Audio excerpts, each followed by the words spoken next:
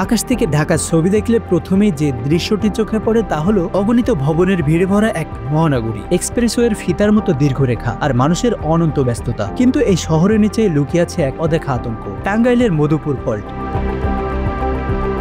নভেম্বরে পরপর কয়েকদিন ভূমিকম্পের ঝাঁকুনির পর রাজুকের সাম্প্রতিক সতর্কবার্তায় উঠে এসেছে ভয়াবহ ভবিষ্যৎবাণী। আর তা হলো মধুপুর ফল্টে যদি 6.9 মাত্রার ভূমিকম্প হয় তাহলে ঢাকার 40% ভবন ধসে পড়তে পারে এবং মৃত্যু হতে পারে 2 লাখেরও বেশি মানুষের।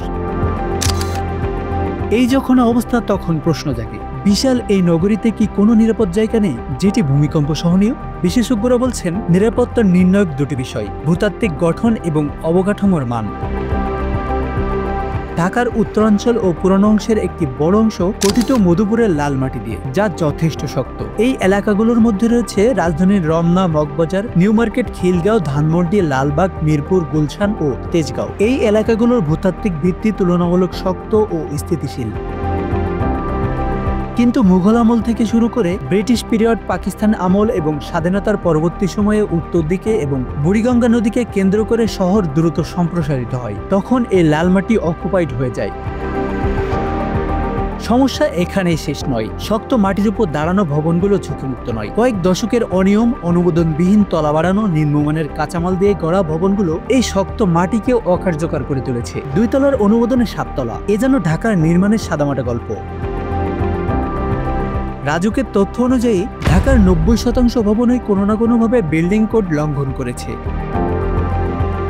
অন্যদিকে শহরের পূর্ব পশ্চিমে দ্রুত সম্প্রসারিত হয়েছে জলাশয় ও নিম্নভূমি ভরাট করে। বসুন্ধরা, আফতাবনগর সহ বহু এলাকায় মাটির প্রাকৃতিক দৃঢ়তা নেই। ভরাট জায়গায় ভবন নির্মাণের আগে গ্রাউন্ড ইমপ্রুভমেন্ট টেকনিক জরুরি, কিন্তু বাস্তবে পাইলিং করলেই ভবন নিরাপদ, এমন ভুল ধারণায় চলছে নির্মাণ কাজ।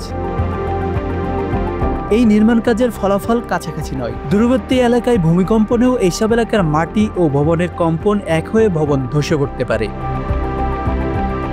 বিশ্ব ইতিহাসেও এমন উদাহরণ রয়েছে। মেক্সিকোর সান হুয়ানিকো শহর, যেখানে 50 মিটার ভরাট মাটির উপর দাঁড়ানো ভবনগুলো 1985 সালের ভূমিকম্পে 70% ধসে পড়ে, কারণ ভরাট মাটি যথাযথভাবে প্রস্তুত করা হয়নি।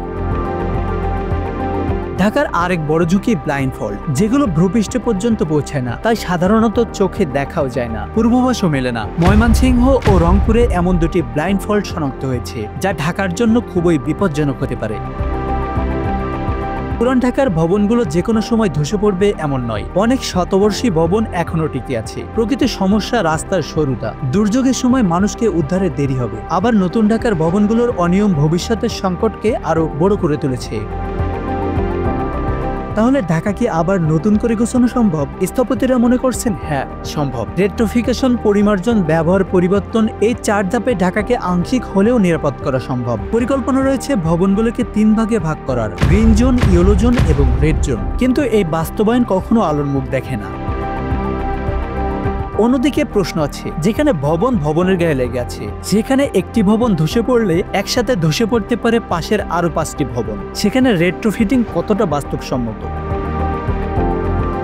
বিশেষজ্ঞরা বলছেন ঢাকা দাঁড়িয়ে আছে এক জটিল সমীকরণের মাঝে। একদিকে 100 বছরের ভূতাত্ত্বিক সুবিধা, অন্যদিকে নির্মাণ বিশৃঙ্খলা, জনসংখ্যার চাপ, ভরাট মাটি এবং অদৃশ্য ফল্ট লাইনের ভয়। ভূমিকম্প কখন হবে জানা নেই, প্রস্তুতি আছে কিনা সেটি এখন সবচেয়ে বড় প্রশ্ন।